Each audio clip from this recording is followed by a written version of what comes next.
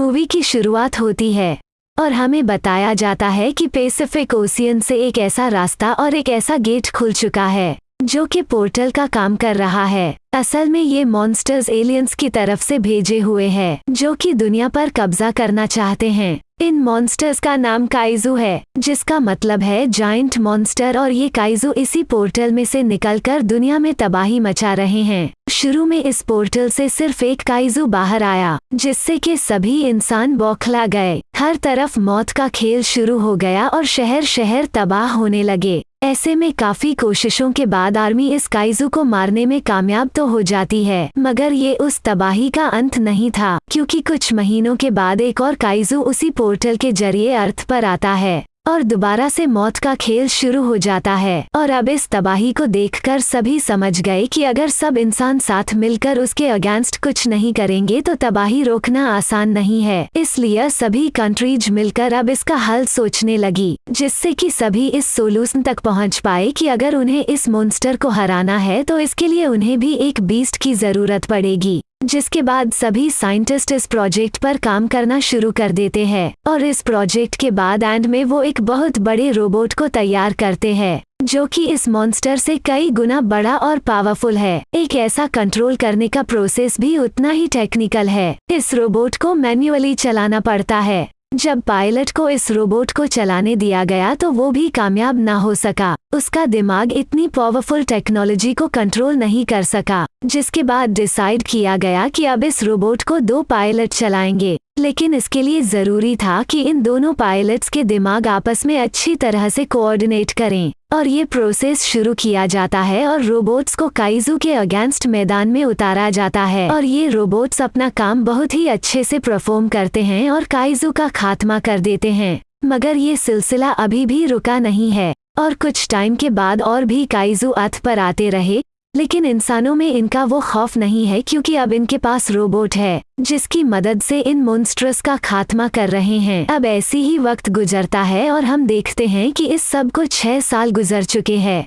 आज भी उस पोर्टल से एक क्रिएचर्स बाहर आता है, मगर अब इंसान इनसे लड़ना सीख चुके हैं और ह्यूमंस के लिए यह सब नॉर्मल बन चुका है। लेकिन एक दिन रिसर्च फैसिलिटी में अलार्म बजता है और पता चलता है कि इस बार जो काइजू आया है वो कैटेगरी 3 का काइजू है, यानी कि ये एलियंस भी मॉडिफाई हो रहे हैं और हर बार मजबूत ताकतवर बनकर सामने आ रहे हैं। ऐसे में हमें 2 भाइयों को दिखाया जाता है जो ट्विंस है और ये दोनों ही रोबोट के पायलट है। इनमें से एक का नाम यान्सी और दूसरे का नाम राइली है। अब इस मिशन के लिए इन दोनों को भेजा जाता है। अपने सूट पहनने के बाद ही रोबोट में बैठ जाते हैं और इनके दिमाग को स्कैन किया जाता है ताकि ये उस रोबोट को चला सकें। जिसके बाद अब अपनी इस रोबोट को लेकर ये समंदर में उतर जाते हैं। इस समंदर में एक शिप नजर आती है और सबसे पहले ये उसे बचाते हैं, जिसके बाद काइजू से लड़ते हैं और इस बार इसको हराना इनके लिए मुश्किल हो रहा था। इससे पहले जितने भी काइजू से लड़ रहे थे उन्हें आसानी से ये हरा देते थे,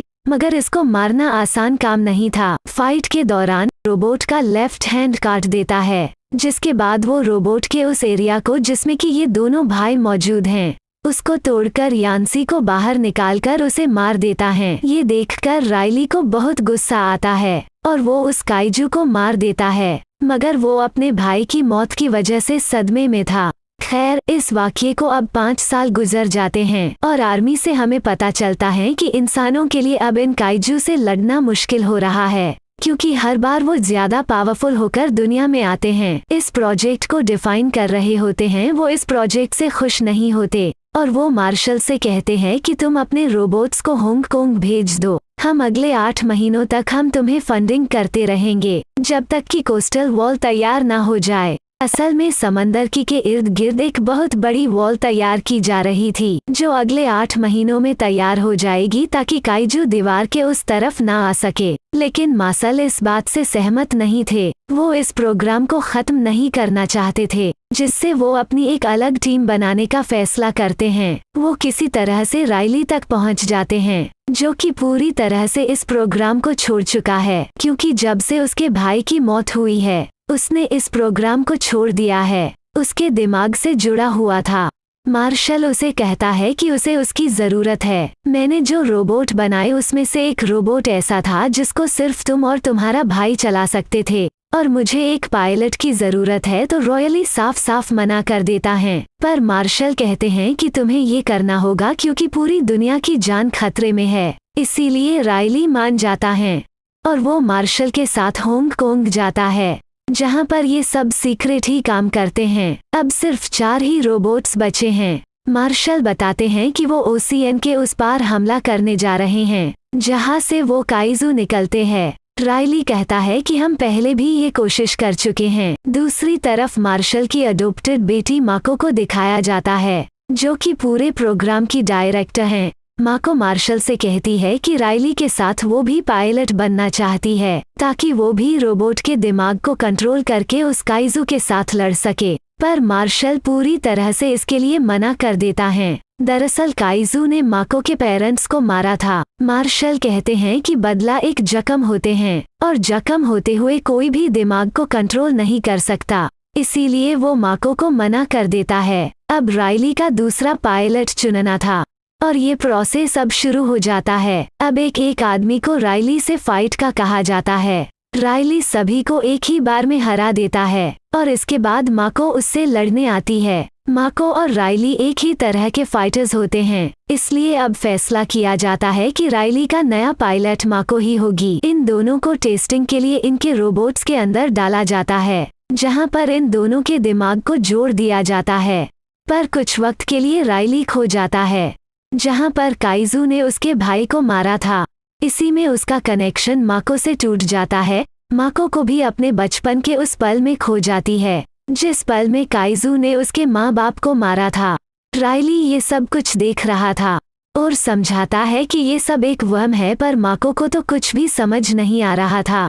और तभी वो रोबोट में जहां पर बैठी हुई थी वहां वो कनेक्शन को एक्टिवेट कर देती है। इनको दबाती पावर कनेक्शन ऑफ कर दिया जाता है, जिससे कि रोबोट भी ऑफ हो जाता है। इसके बाद मार्शल माको को पायलट की जॉब से निकाल देते हैं। यहाँ पर अब ये उस दूसरे साइंटिस्ट को दिखाया जाता है, जिसका नाम न्यूटन हुई। न्यूटन के पास मार्शल आता है और न्यूटन मार्शल से कहते हैं कि अब तक लेकर 4 कैटेगरी के काइजू जो कि यहाँ पर इस दुनिया में आए हैं, ये सब जगह को साफ करने के लिए आए थे। अब इसके बाद जोकर जो आएंगे वो इंसानों को मारने के लिए आएंगे। ये जमीन पर पहले भी आए थे जब डायनासोर थे, और इस दुनिया का एटमॉस्फेयर इन एलियंस के लिए ठीक नहीं था। इसीलिए इन एलियंस ने यहाँ से जाने का डिसाइड किया और इंतजार करते रहे। और अब जब ओजोन की कमी की वजह से अब एटमॉस्फेयर में मौजूद कार्बन मोनोऑक्साइड पालुटेस के इजाफे के वजह से इनके लिए ये एटमॉस्फेयर फिर सेव है, इसलिए अब वो इस दुनिया पर कब्जा करना चाहते हैं। यहाँ तक कि सारे रिसोर्सेस को यूज करना चाहते हैं। इन एलियंस का यही काम है कि वो एक एक करके हर कट पर कब्जा करते हैं और वहाँ के रिसोर्सेस को यूज करते हैं और दूसरे प्लेनेट की तरफ चले जाते हैं। मार्शल उसे कहता है कि तुम्हें काइजू के दिमाग से एक बार फिर से जोड़ना होगा ताकि हमें इनके बारे में और इन्फॉर्मेशन मिल सके। न्यूटन कहता है कि मैं ऐसा नहीं कर सकता क्योंकि ये दिमाग पूरी तरह से गड़ हो चुका है। इसके लिए मुझे काइजू का दूसरा दिमाग चाहिए होगा जो कि पूरी तरह से डेड ना हो। दूसरी ओर पता चलता है कि पैसिफिक ओशन से अब एक और काइजू निकला है जो कि कैटेगरी 4 का है, और वो उनके पास अपने रोबोट्स को भेजता है। और इसके बाद दूसरा रोबोट आता है तो काइजू अपने अंदर से एक लिक्विड निकालता है और उस रोबोट पर फेंकता है, जिससे कि उसमें शॉर्ट सर्किट हो जाता है। यानी कि उन्होंने अपने 2 रोबोट खो दिए थे। और अब तीसरा रोबोट आता है जो कि काइजू पर पूरी तरह से हावी हो जाता है। लेकिन दूसरी तरफ मार्शल को दिखाया जाता है जो अपने बचे हुए 2 रोबोट से अपने प्लान को अंजाम देना चाहते हैं, जहां से जो काइजू बाहर आते हैं और उस दुनिया में एटम बॉम्ब फेंककर उसको तबाह करना चाहता था। और इस बार मार्शल को खुद ही रोबोट में पायलट बनकर जाना पड़ेगा।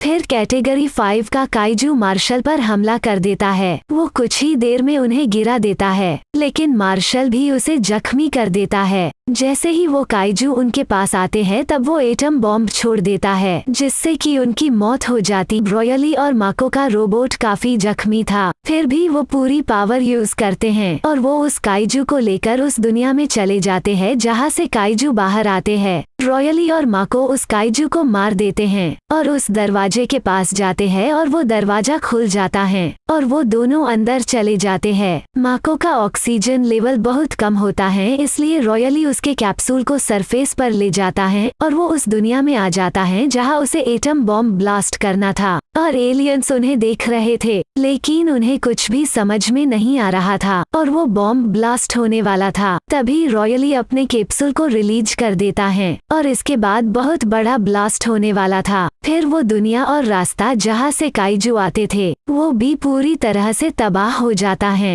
और हम देखते हैं कि माको और रॉयली अपने अपने कैप्सूल में पानी के सरफेस पर आ जाते हैं और इसी के साथ ये मूवी खत्म होती है।